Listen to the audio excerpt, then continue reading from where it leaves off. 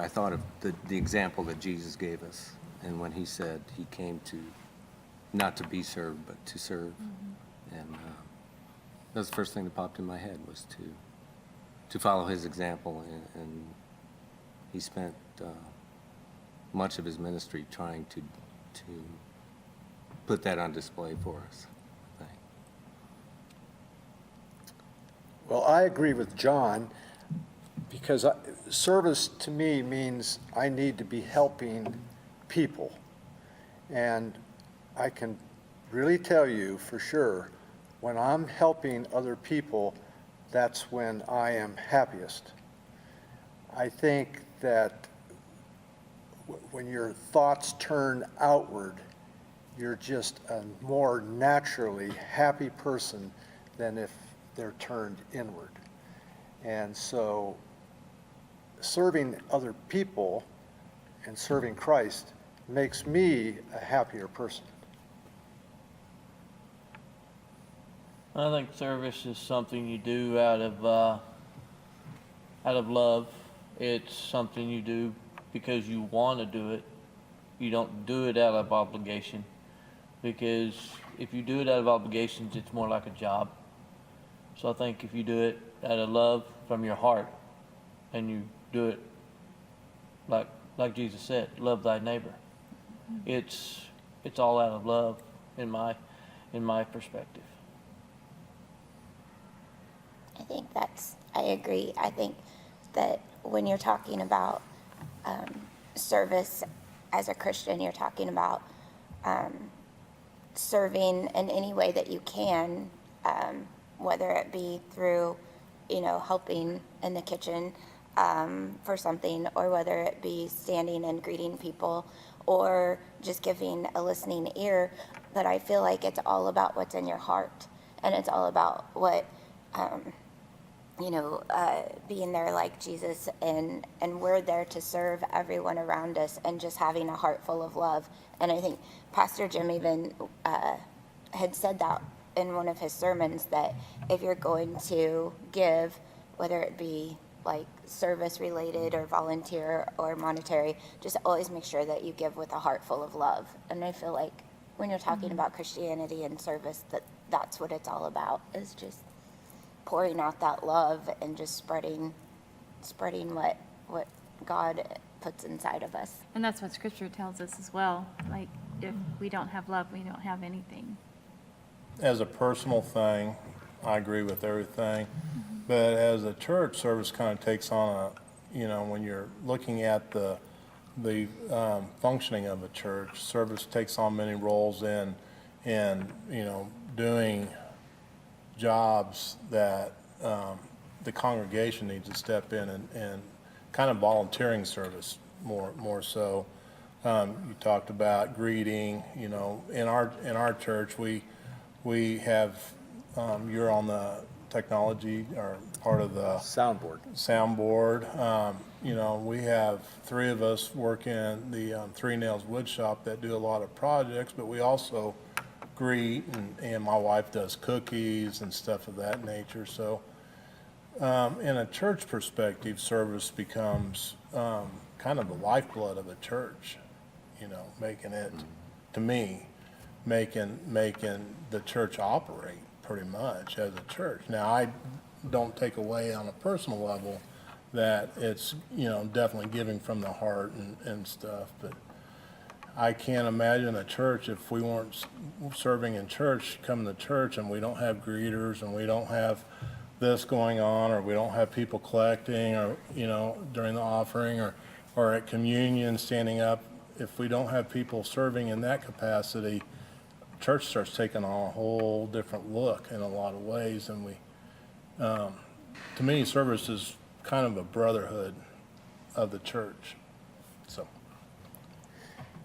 Well, I think I agree with everything that's been said, but one additional thing, when I'm serving, if I strive to do it with God helping me, then I get blessed from it.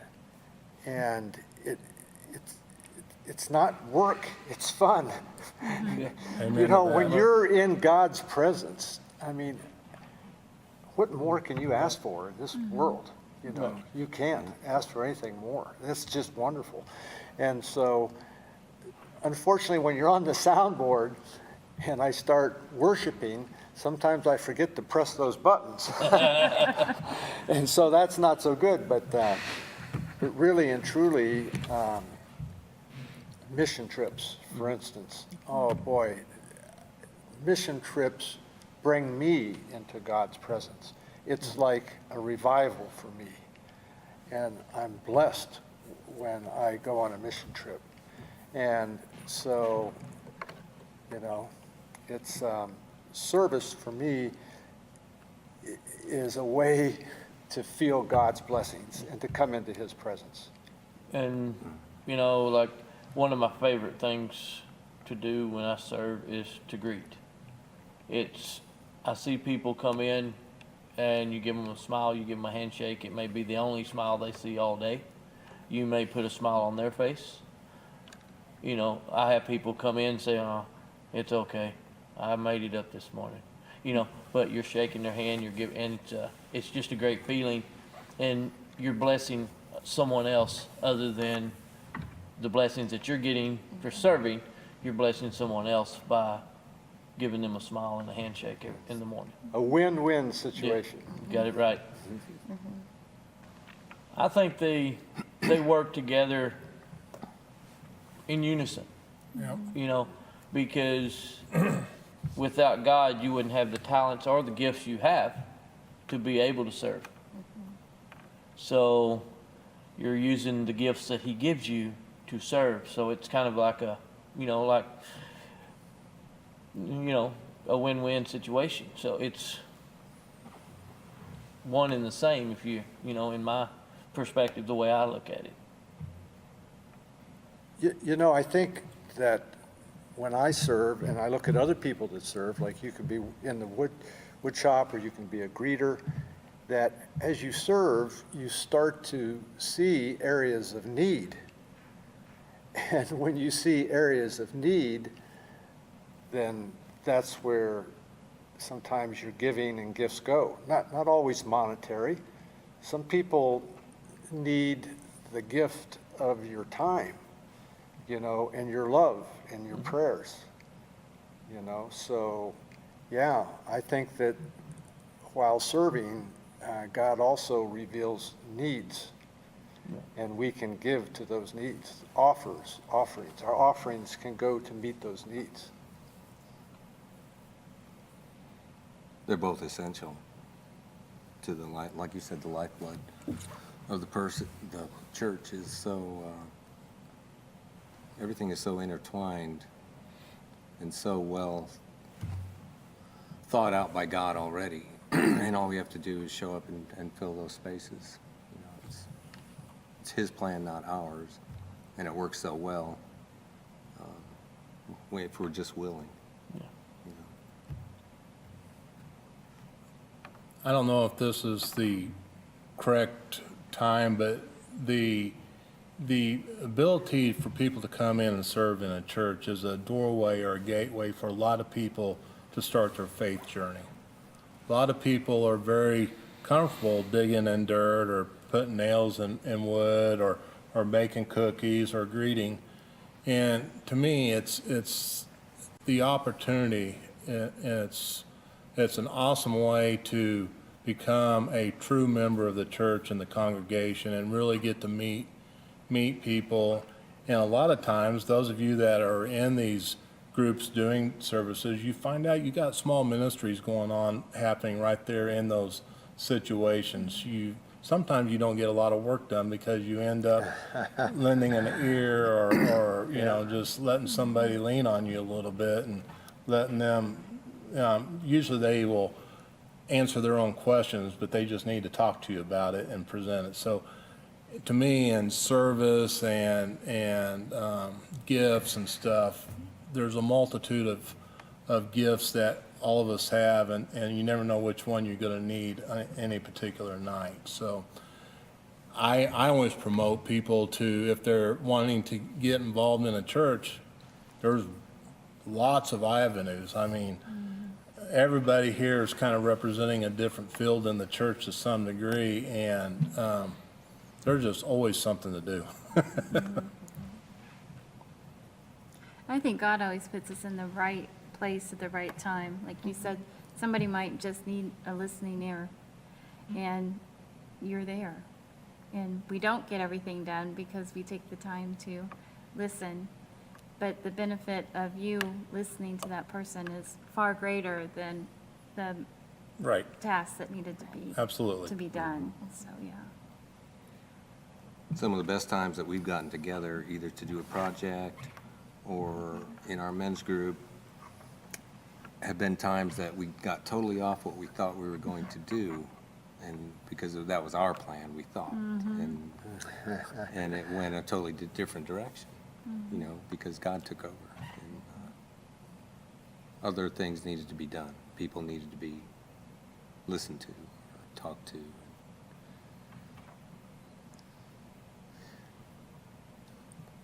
You know, I have a question for the girls. In the last group, they talked about the Stevens ministry. And I still don't know a whole lot about that ministry, so maybe you could explain it to me. Are you, Steve? Are you there? No, I'm not. I'm not a Stevens minister. I am not, my wife is, but it's just from where I get, and Susan would have been the perfect person to ask, but. Yes, She leads it. yeah. But it's kind of a counseling, grieving, just consoling type of, you know, that lend an ear, you know, just kind of be there to support people in their time of need type is what I get out of it. I know that, and it's basically a class that they went through to kind of give them some tools and maybe even a little bit on the boundaries, you know, what, don't necessarily go there because you're going to get yourself in a position you don't want to be in type of thing, you know. When you're dealing with people in distressed times, everybody wants to try to fix the wounded wing on a bird, and it's been my experience. You just got to listen. That you're probably not gonna fix it. You just got to listen. They got to fix it themselves, but they need to work through it. Quick to listen, slow to speak. I need to practice that more, but. Yeah, me too. I serve because I feel a closeness to not only the church, but to my church family. Well, I've come to find out that I do it for connection, a connection that I couldn't have any other way. That's totally different from just coming to the services, you know, and because of the relationships. Yep. And that you can only get through serving, maybe not only through serving, but that's how I found my way, is and connecting with other people has been through service. And, that's what has started my growth lately, and it's worked for me. So. Well, as I look back on my Christian walk, I think I first started to serve because I just felt guilty not serving. I saw a need and I said, hey, I can help with that need and I need to do that. And but now over the years, I've sort of changed my idea about how and why I should serve. And if I see a need and I say, okay, I'm going to fix it, and I take out, Alan Allman takes out to fix this situation, to do this job, and if I don't do that job with God's presence, it will not turn out like God would like it to. In other words, I've tried to do things like go on mission trips, and I'm going to go down there and do this. And I have found out that I've got to do it with God's presence in my life, or I won't accomplish the goal that He wants accomplished. It's like you have to do it with God, and if you're not doing your service with God in your presence, then you just muck it up. Good way to put it. You're not going to get, you're not going to let God accomplish everything He wants to accomplish. And you'll end up cheating yourself and others if you try to do it by yourself. So that's sort of off the question. That's very well put, though. But so now, to answer the question, when I go out to serve for God, I like to feel His calling, and I like to get a little direction with Him, and I need to do it with Him. And so that's how I determine what service I'm going to do at this point in time in my life. And I think that's very important, because I think that most of my serving is done outside of the church.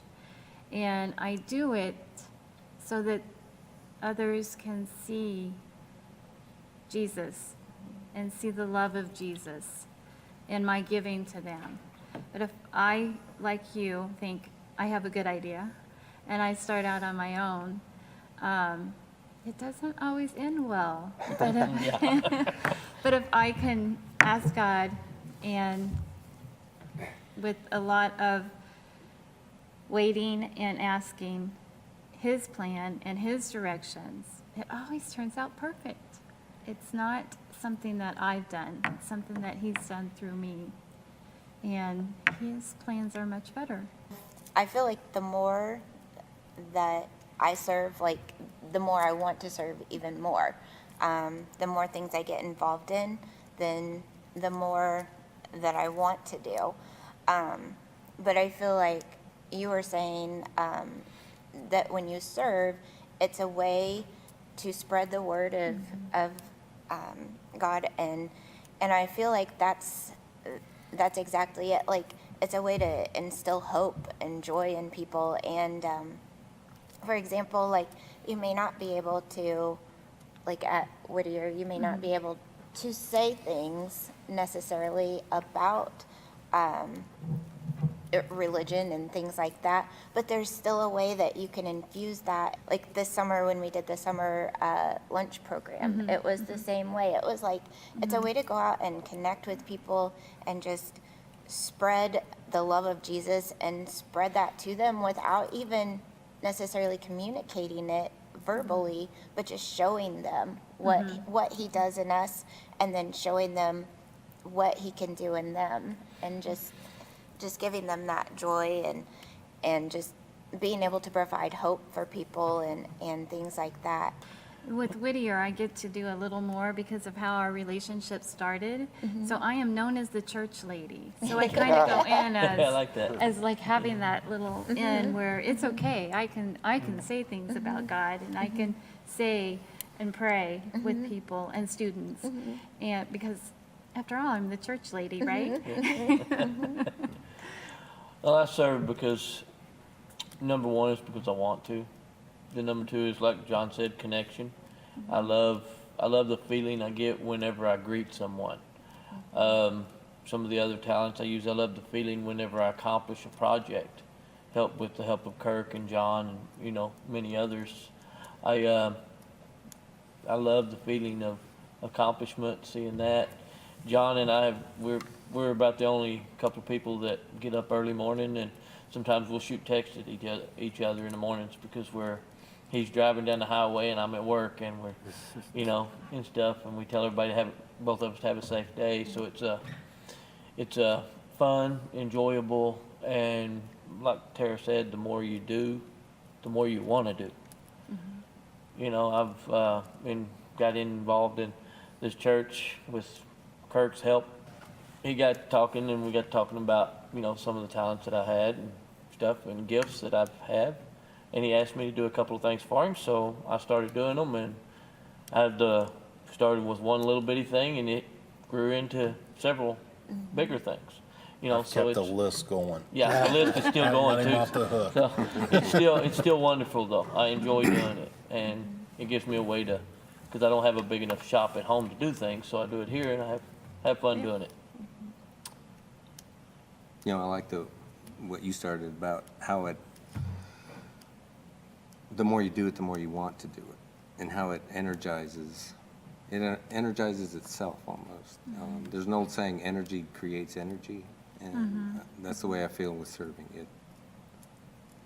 I've told Kirk this a few times, that the more I've done it, I think I get more out of it than I put into it, for some strange reason. You know, Yeah. that's- I agree with that. I agree. Some days, if I go to work and have a bad day at work, I'd love to, you know, if I got the time, I'd just love to come up here and go to the wood shop, because I'm in the presence closer than anywhere, and you get in a good mood. The energy, you know, and the people that you see in passing is just the energy that everything, you know, so it's, Would you let somebody like me in the wood shop? Yep. yes, we sure would. That's how I got really started serving. I was cutting grass for the church, but it wasn't. I didn't feel like it was enough. And the couple that I cut grass with are a great example of serving. I mean, really good. And I watched them for a couple of years, and saw how much they were involved in everything, and that got me to wanting more. So I came out on a Wednesday. I think it was a wow night. Wow, wasn't it? Right, wow. Yeah. And one of the things we could do was a project. We had a few service projects going Yeah. on then, yeah. And so I went and started working with these guys. I didn't know them, and they were doing drywall or something, and I had not done much drywall, and they taught me totally wrong how to do drywall. Because now I'm drywalling my basement, and I had to learn all over again. But that's how, we just started doing projects, and connections were made. A men's group was started. Yes. It's Yeah. amazing what has Amen. come out. I think, like you said, amazing what comes out of it is there's just so many things that come out of serving, because you not only get those personal benefits like fellowship and things like that, and the building relationships, but then, like you were saying, just the seeing someone smile that maybe hasn't smiled that whole day, you know, just being able to just bring that smile to their face, and just it's just amazing. So that's God just putting us in that place and being able to do that. One thing I would say is in loving thy neighbor that we do here is the night to shine. It's focused around folks with special needs. And it's something that is really enjoyable, something that's a lot of fun, and it's something that's rewarding to watch and see the smiles that you had helped put on these people's faces that, in other words, might not have those smiles, because if it hadn't been for the Tim Tebow Foundation, these Night to Shine might not exist. And it's wonderful for these folks to have a prom night that, in other words, they probably would never have. And they enjoy it. Yes, they do. They do. On that note, since we're talking about that,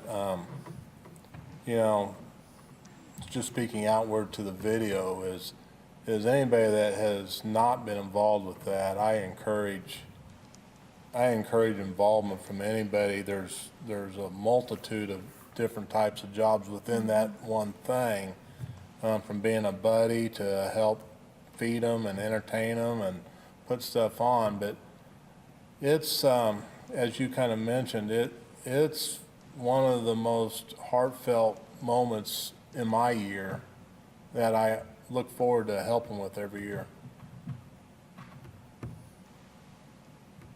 It is. And there is so much to do that you don't need any special talents to get involved. I'm proof of that. Set up, tear down, carry chairs, whatever. All has to be done. Some of the men in the church, we've helped other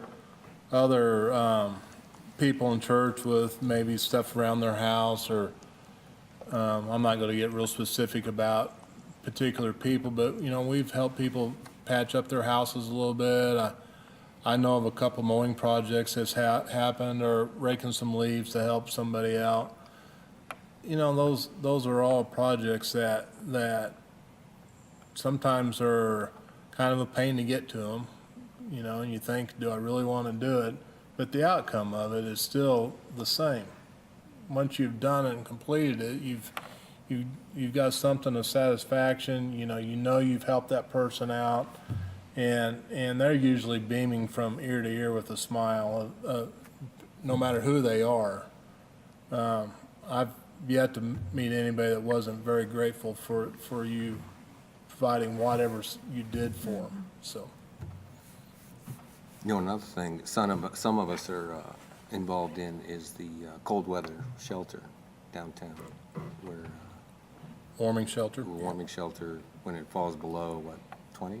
15 degrees. 15 at night, the Salvation Army shelter opens, and some of us, somebody has to be there to man it and just chaperone kind of. And it's very humbling. It's needed. Well, for me, to see the kids that I serve grow, to see them, graduate from high school when I know they wouldn't have had a chance without Whittier being there, it's far greater than myself, and I can't even imagine not having that in my life and not being there for the kids and the needs that they bring. I could not fulfill those needs without people like you. I mean, there's so many people that help with the projects at Whittier, with the needs that they need at meals at night that we serve to the night students, scarves, gloves, all of it. It takes us all. And so that opens up the door not only for us as a church to pour into the kids, that also gives the kids a church. And so many times the kids will say, hey, look what our church did for us. When we remodeled the school, that the next year when they came back, that was the comment we heard most was, come look, see what our church did for us. And that spoke volumes to the kids, that there was somebody there that loves them, and not just one person, but a whole congregation that loves these kids. So, Patty, did that conversation go from the church to our church? Mm-hmm. I don't know that I've ever heard him say the church. It's always been our church. Our church. Awesome. This is our church. That's awesome.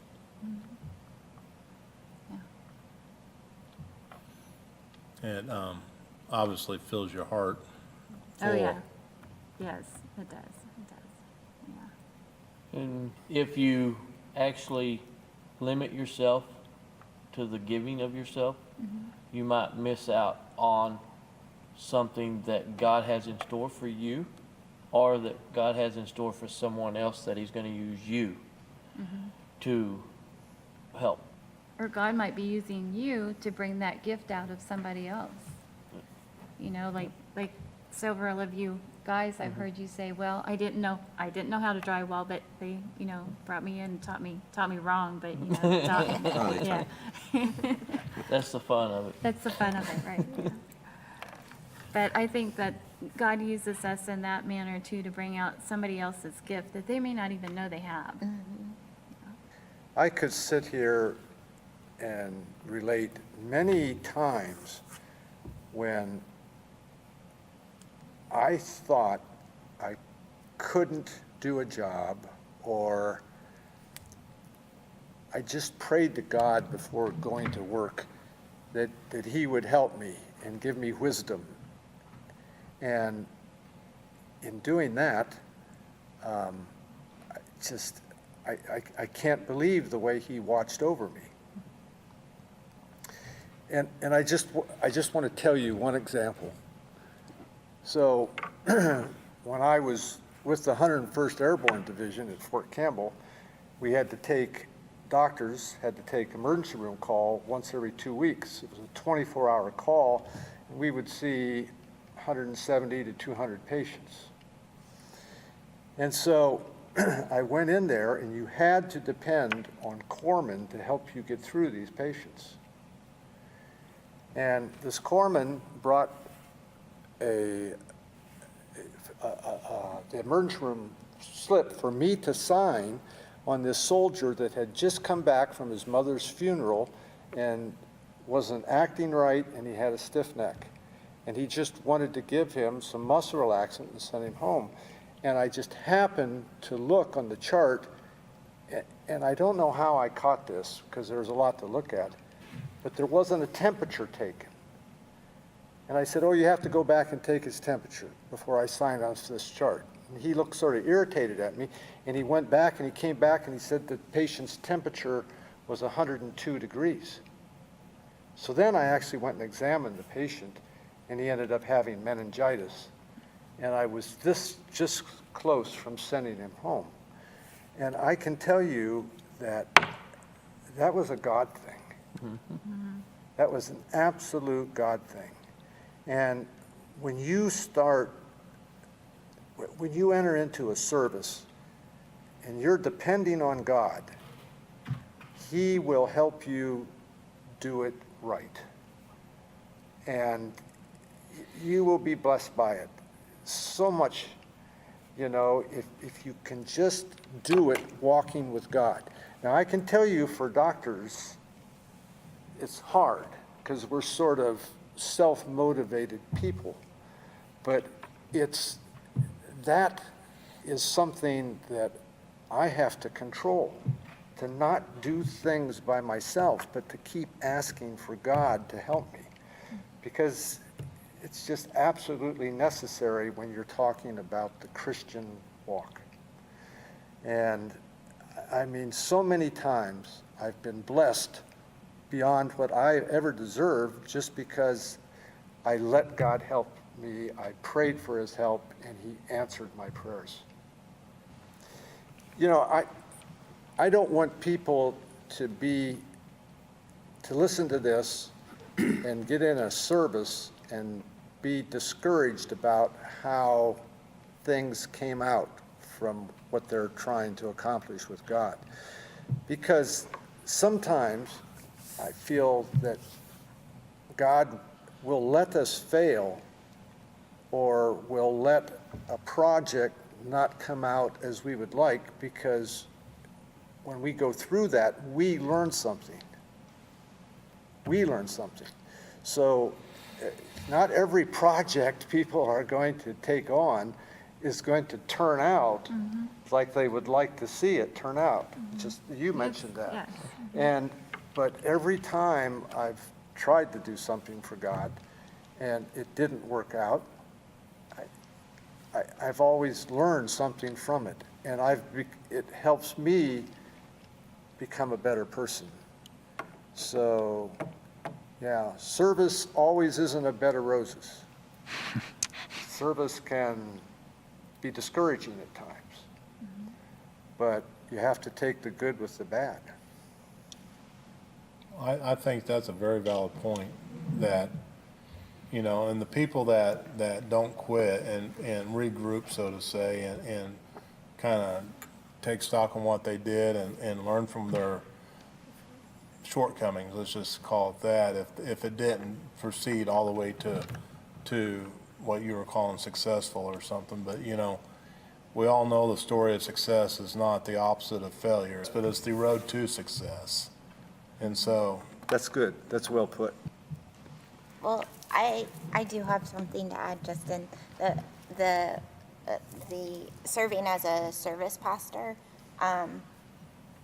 has definitely, I have grown from that, just because when Lori first called me and asked me about serving as a service pastor, anyone who knows me knows that I get highly nervous in front of people in large groups, and I teach all day, but that's completely different than standing in front of a group of peers or adults. And so when she first called me, honestly, I thought she was going to ask me to bring cookies or something. Like, I didn't really know what she was calling me for. And then when she asked me, I didn't know. And my first instinct, my gut was instantly to say, no, this is definitely not for me. Standing in front of everyone and praying, definitely not me at all. But I prayed about it, and I listened to God, and I just feel like that definitely, it's grown my faith. I would never be up here if it wasn't for that.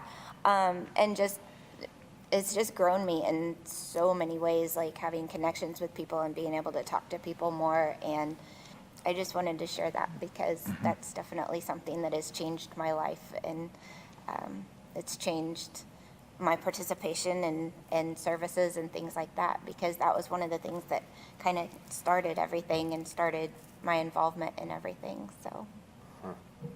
And that's so God, to push us out of our comfort zone.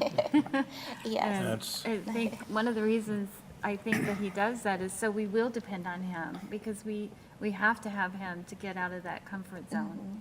And I see that too. Whenever I know that it's out of my comfort zone, yeah, that's God. Yep. 'Cause I'd never built anything for anybody other than family and in my basement. And now I've had opportunities to work outside, out of my comfort zone, building things, not knowing if anybody's gonna like it, because I'm gonna have 10 people looking at it instead of just one. So it took me out of my comfort zone when I started, but it's been really rewarding since I have started. You may not feel equipped when he calls you, but if you're willing to step out and be equipped, he will equip you. Yep. Yeah, it's not, we don't expect, it's like, you're not expected to do it every day, every weekend. It's just show up one time, just show up, give it a shot. If you don't like it, you don't have to do it, but I guarantee you will like it. Go ahead. It seems like most people that are successful in their service really enjoy what they're doing. I look at Carl, and he's a great bass guitar player. I mean, Yes, he is. he puts in licks and stuff that just blow me off the soundboard seat there, and he enjoys it. And his music up here helps take me into the presence of God. And so I think that the wood shop, because there are some people, men usually, that just love to make things with their hands. And, so if I was encouraging people to get into service, I would try to get them to know them and to try to find out what they like to do. And I'll just bet there would be something in the church or through the church they could get into as a service for Christ that they would enjoy doing. And then when you put together the blessings that you get through Christian service, Amen. I mean, it's a win-win situation. It is. I work the soundboard because I love music. And so my service at the soundboard is not even work for me. It's something I enjoy doing. And that's the way it should be. And I think that you guys like to fool around in the wood shop and things like that. And I'm really not very good at making things like that, so. It's not one of them things to whether you're any good at doing certain talents. That's not the issue. But I would tell them, pick something you love, something you enjoy, and don't do it out of obligation. If you feel obligated, I wouldn't, I would do it as, as something you enjoy, something you love to do. I agree with that 100%. And I would tell a new person to just try it, you might enjoy it. I'll go with you, and, we can try it together. Might be something new for me, or maybe it's something I'm not involved in, but Tara is, and I would say, I know a friend of mine, Tara, she loves to do this. Why don't I introduce you and try to get them to have a connection before they go out into the service? Makes it easier to connect and for them to maybe stick with it because they have a personal relationship going in. And I just think, one is don't be afraid that you don't have a talent or a gift that you can share, because I think some people think, oh, I can't sing, or oh, I can't play an instrument, or I can't build something.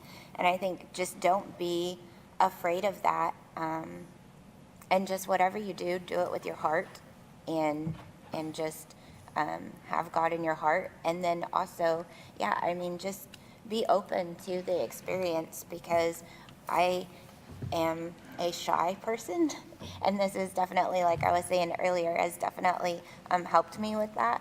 But everybody is just amazing. I know I heard it in the previous video talking about our church is like a family, and it is. I love it. And like you said, coming here just makes you feel better, and it does. Everybody here is always so nice and so giving, and so makes you feel comfortable. And even if you are a shy person, they help peel away that shyness and help you open up to everyone. I agree, just show up. Move your feet, that's what I had to do. I had to tell myself, just go. Yep, just Don't do worry it. about what's gonna happen when you get there. And it's always been, somebody's met me, somebody has helped me, God will put somebody in your path. It's his plan, not yours. Just show up for the plan, see what happens.